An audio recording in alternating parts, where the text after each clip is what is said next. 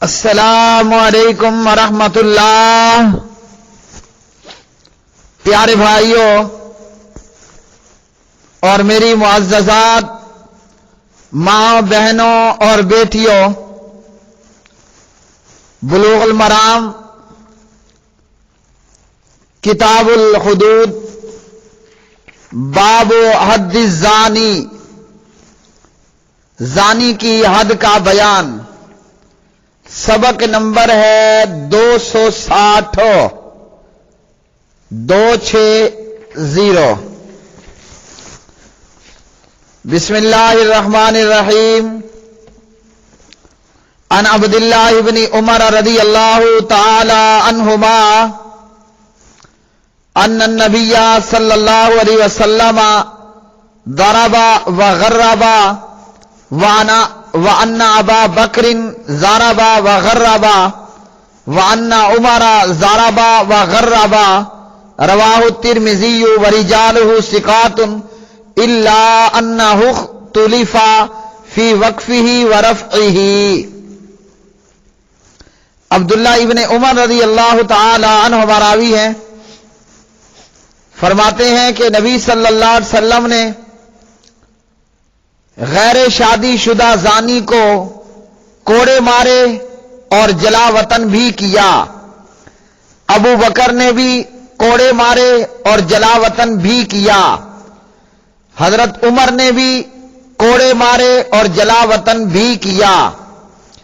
اس روایت کو ترمذی نے روایت کیا اور اس کے راوی ثقہ ہیں، مگر اس کے موقوف و مرفوع ہونے کی متعلق اختلاف ہے۔ تو اس حدیث سے یہ معلوم ہوا کہ زانی کو کوڑے لگائے جائیں گے، فجلدوا کل واحد منہما 100 جلدہ، اور ساتھ میں 1 سال کے لیے جلا وطن بھی کیا جائے گا۔ اور حافظ ابن حجر رحمہ اللہ یہ روایت ان لوگوں کی تردید میں نقل کی ہے جن کا خیال یہ ہے کہ جلا وطنی کی سزا منسوخ ہے۔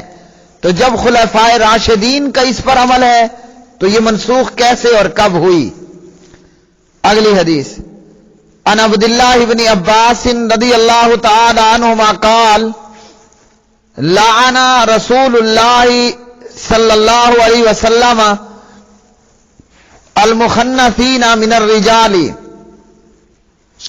والمترجلات من النساء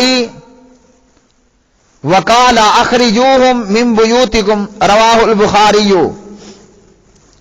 ابن عباس رضی اللہ تعالی عنہما راوی ہیں، نبی صلی اللہ علیہ وسلم نے ایسے مردوں پر لعنت کی جو عورتوں کا روپ دھاریں، اور ایسی عورتوں پر بھی لعنت کی جو مردوں کا روپ دھاریں، مردوں کی مشابہت کریں۔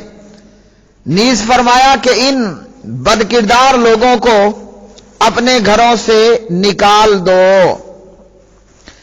تو جو مرد ہو کر زنانہ روپ دھارنے کی کوشش کرتے ہیں، یعنی نقلی ہجڑے، دراصل وہ جینون ہوتے مرد ہیں، میل ہوتے ہیں، لیکن اپنے آپ کو فیمیل بنانے کی کوشش کرتے ہیں۔ تو نبی علیہ السلام نے ایسے مردوں پر لعنت کی جو عورتوں کا روپ دھاریں، اور ایسی عورتوں پر بھی لعنت کی جو مردوں کی نقل کریں، اور فرمایا کہ ان لوگوں کو گھروں سے نکال دیا جائے۔ کیوں؟ اس لیے تاکہ معاشرے کے اندر اور شریف گھرانوں کے اندر فتنہ و فساد نہ بنے۔ اور یہ مرض دور حاضر میں وبا کی طرح عام ہو گیا ہے کہ بے شمار ایسی حرکتیں کرنے والے نظر آتے ہیں۔ اگلی حدیث، عن ابی ہریرہ رضی اللہ تعالی عنہ قال قال رسول اللہ صلی اللہ علیہ وسلم ادفعوا الحدود ما وجدتم لها مدفعا، اخرجہ ابن ماجہ وسندہ ضعیف، واخرجہ الترمذی والحاکم من حدیث عائشہ رضی اللہ تعالی عنہا بلفظ ادرعوا الحدود عن المسلمین ما استطعتم، وهو ضعیف ایضا۔ वरवाहुल बैहक़ी अन अली मिन क़ौलिही बिलफ़्ज़ि इदरउल हुदूद बिश्शुबुहाति। अबू हुरैरा रज़ियल्लाहु तआला अन्हु रावी हैं, नबी अलैहिस्सलातु वस्सलाम ने फरमाया, जहां तक हद लगाने से बचाव की गुंजाइश मिले, जहां तक भी हद लगाने से बचाव की गुंजाइश मिले, हद रफा करो, यानी हद मत लगाओ, दूर करो। इसे इब्ने माजा ने रिवायत किया और ये ज़ईफ है। तिरमिज़ी और हाकिम ने आयशा रज़ियल्लाहु अन्हा के वास्ते से इन अल्फाज से बयान किया, जहां तक तुम्हारे बस में हो मुसलमानों से हद को हटाओ। ये भी ज़ईफ है। बैकी ने हजरत अली के वास्ते से रिवायत किया और ये अली का अपना कौल है कि जिसके अल्फाज ये हैं, शुबहात की वजह से हुदूद को हटाओ। मज़कूरा रिवायत सनदन ज़ईफ है, ताहम अगर हदीस का मफहूम लिया जाए कि हद इस वक्त नाफिज करनी चाहिए जब जुर्म साबित हो जाए और शक व शुबहात की गुंजाइश बाकी न रहे। ये रिवायात मानन सही हैं। मतलब ये है कि मुजरिम पर फौरी तौर पर ही हद न लगा दी जाए जब तक कि वाक़ियतन हकीकतन जुर्म साबित न हो जाए, जैसे इससे पहले अहादीस गुजर चुकी हैं। ऐसा ना हो कि मुजरिम पर हद लग जाए, बाद में पता चले कि ये तो मुजरिम था ही नहीं। तो इसलिए अहादीस का मतलब मफहूम ये है कि हद उस वक्त लगानी है जब पूरी तहकीक हो जाए और शक की गुंजाइश बाकी ना हो। बाकी इन अहादीस का ये मतलब हरगिज नहीं कि मुजरिमों को हद लगाई ही न जाए। हद का लगाना ये तो अल्लाह ताला का हुक्म है। कोई जुर्म, जो भी मुजरिम होगा, मुस्लिम गैर मुस्लिम, जो भी जुर्म करेगा, जुर्म की सजा तो वो पाएगा, इल्ला ये कि वगैरह वगैरह। बाकी मकसद इन अहादीस का यही है कि जुर्म साबित होने पर ही हद लगाई जाए और जुर्म के साबित होने में कोई शक व शुबा बाकी न रह जाए। अगली हदीस, अन अब्दुल्लाह इब्न उमर रज़ियल्लाहु ताला अन्हुमा क़ाल क़ाल रसूलुल्लाह सल्लल्लाहु अलैहि वसल्लम इज्तनिबू हाज़िहिल काज़ूरातिल्लती नहल्लाहु ताला अन्हा फमन अलम्मा बिहा फलयस्ततिर बिसत्रिल्लाहि ताला वलयतुब इलल्लाहि ताला फइन्नहु मन युब्दि लना सफ़हतहु नुकिम अलैहि किताब अल्लाहि ताला। रवाहुल हाकिम व हुवा फिल मुअत्ताइ मिन मरासिली ज़ैद इब्न अस्लमा। अब्दुल्ला इब्न उमर रज़ियल्लाहु ताला अन्हुमा रावी हैं। नबी अलैहिस्सलातु वस्सलाम ने फरमाया, इन गंदे कामों से बचो जिन कामों से अल्लाह ताला ने मना फरमाया है, और जो शख्स गंदे कामों में मुब्तला हो जाए तो इसे अल्लाह ताला के डाले हुए पर्दे में छुपा रहना चाहिए।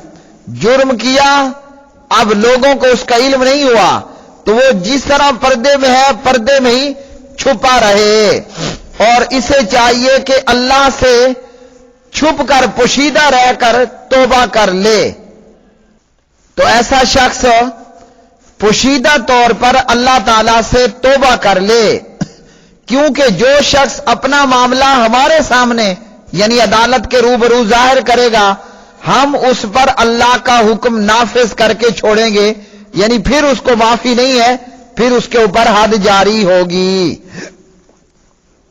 तो इस हदीस में प्यारे नबी अलैहिस्सलाम ने गंदे कामों से बचने का हुक्म दिया।